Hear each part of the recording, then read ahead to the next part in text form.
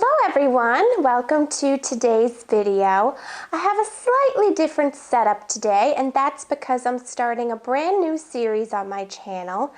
And it's one that I've thought about for a while, but finally got around to planning, and I'm going to do it for you today. Part of the inspiration for this is because there's a lot of negativity in the world, and I personally am someone who doesn't really watch much news because it is very negative and depressing.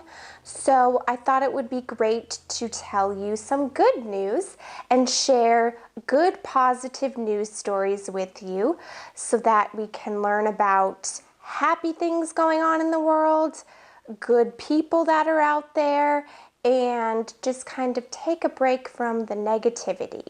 I don't really have a name for this segment yet. I'm just thinking Erin's Good News or something like that. But if you have better ideas for what I could call this segment, then be sure to leave that in a comment down below. So for this first episode, I'm going to give you 5 positive news stories.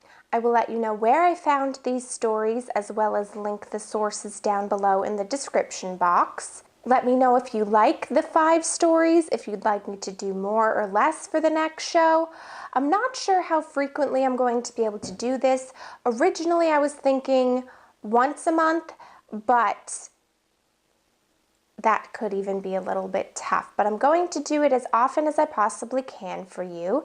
And if you like this idea, be sure to give this video a thumbs up, subscribe for future videos, and I'd love to know your thoughts about this series in the comments.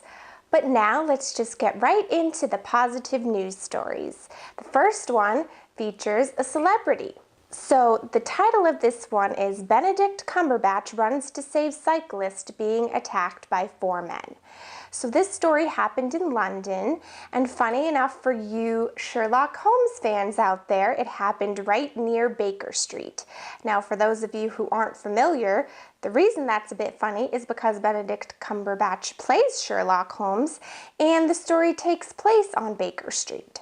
So evidently Cumberbatch was riding in an Uber when he saw a cyclist, who was actually a meal delivery driver, remove his helmet when 4 attackers broke a bottle over his head.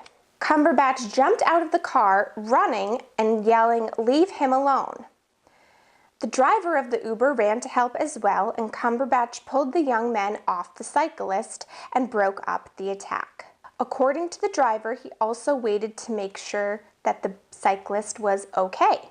Cumberbatch didn't really comment other than to say, "I did it out of, well, I had to, you know." So I thought that was a nice one to hear, that even famous celebrities can be helpful and kind when people are in need or in trouble.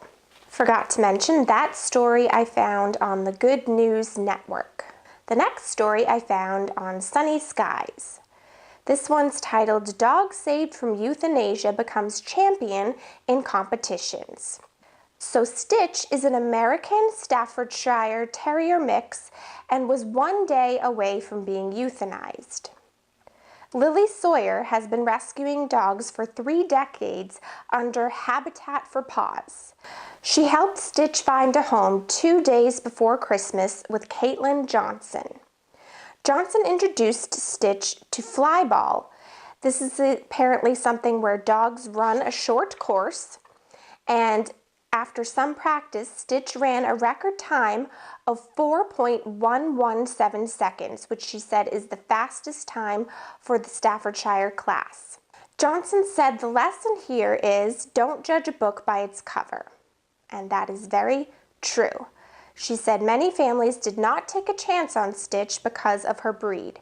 She went on to say, "Every time I set a goal for her, it seems like she just leaps over it." This next story I found on Yahoo Lifestyle, and it's titled 2 police officers saw boy running in torn socks, then they did the sweetest thing. A sergeant and an officer in Tukwila, Washington Police Department were patrolling a park when they noticed a little boy running around in torn, dirty socks. He was also bleeding from a decent-sized cut on the bottom of his foot. After cleaning up and bandaging the little boy's foot, they asked where his shoes were. Their new friend told them he didn't have any shoes because the pair he had were too small to fit his feet. The sergeant then ran out and bought a pair of shoes for him while the officer kept him company. You may be wondering why the child was without shoes. There was no neglect or abuse suspected on the part of the parents. The officers said it was mainly a case of a child that did not have basic everyday necessities that many of us take for granted.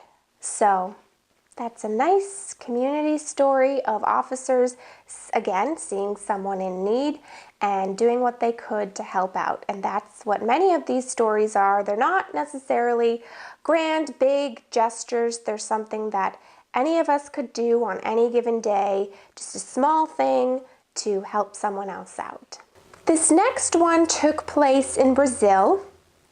It's from the Good News Network, and it says, misbehaved class comes together to help cash-strapped teacher. Middle school teacher Bruno Rafael Paiva from Rio Santo, Brazil, started his dream job of being an educator. As he expected, the work was hard because of student behavior, long hours, and low wages. Everything was made more grueling by the fact that his first salary was delayed for over 2 months.